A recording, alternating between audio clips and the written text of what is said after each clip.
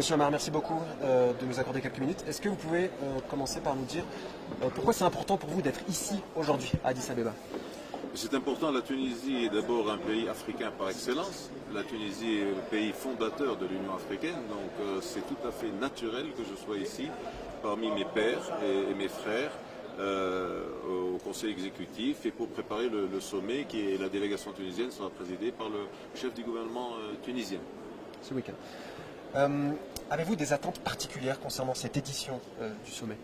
Bien sûr, vous savez que notre monde passe par une période très difficile, il y a beaucoup de tensions, beaucoup de foyers de tension en Afrique, mais aussi dans la région Moyen-Orient et Afrique du Nord, mais aussi un peu partout dans le monde.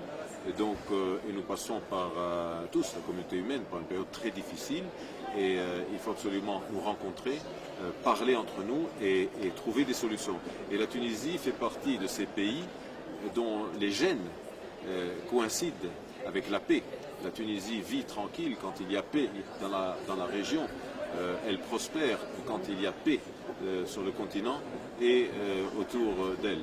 Donc c'est pour apporter cette contribution historique de la Tunisie aux travaux de nos frères, les pays africains, que je suis ici présent. Y a-t-il des problématiques spécifiques à la Tunisie que vous comptez mettre en avant?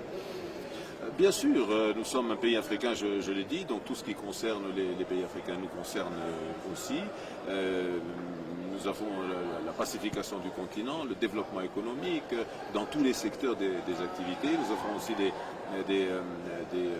des questions qui sont multilatérales, qui concernent beaucoup de pays, dont la migration par exemple. Et la Tunisie a cette position où elle a une position très sensible au niveau de la migration. Et nous devons expliquer les pressions que nous sommes en train de subir et faire passer le message que pour résoudre cette question migratoire qui va aller en s'amplifiant dans les années à venir, il faut être tous ensemble, pays africains concernés, mais aussi pays du Nord aussi concernés, pour trouver des solutions ensemble et ne pas laisser un seul pays ou deux confrontés à ce fléau, en exigeant de ces pays de faire ce qui est au-dessus de leurs possibilités de toute façon.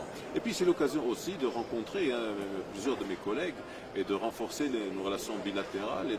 L'Afrique est un continent, et tout le monde le sait, qui regorge de richesses, mais les gens, quand ils parlent de richesse en Afrique, ils oublient la première richesse qui est les enfants de ce continent, les filles et les garçons, âgés, moins âgés de ce continent. C'est ça la première ressource la plus importante qu'il faut faire valoriser. Et donc la Tunisie porte ce message-là. Nous avons toujours investi dans l'éducation de notre population depuis les premières années de l'indépendance. Et c'est ce message-là, entre autres, que nous portons auprès de nos pairs africains. Donc la paix et la prospérité, et puis une co-responsabilité dans une planète qui est vraiment en train par beaucoup d'endroits, en train de filer du mauvais coton. Alors, voilà. Justement, juste un dernier mot concernant, vous l'avez eu hier, concernant Gaza, vous en avez parlé hier. Est-ce que vous pouvez me rappeler votre position? C'est une question, j'allais dire, vraiment facile, parce que c'est honteux ce qui se passe là-bas. C'est honteux pour l'humanité. C'est honteux pour l'humanité.